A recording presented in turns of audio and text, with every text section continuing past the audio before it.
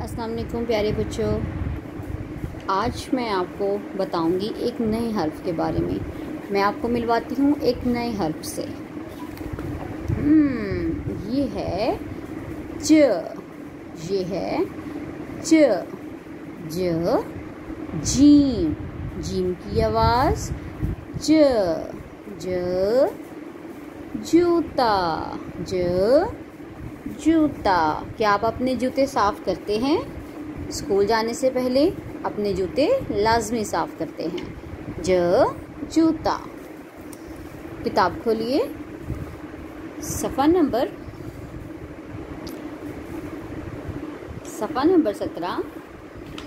ज, ये है ज, ज, जहाज, ज, जहाज, ज, जूता, ज, जूता। ज, जोकर, जोकर क्या करता है? हमें हंसाता है। जहाज, ज, जूता, ज, जोकर, सबकी आवाज़ है ज। रंग बिरंगे जूते लेके हवा में गोल घुमाता जाए, जोकर का करतब है कैसा, जहाज भी देख के हंसता जाए।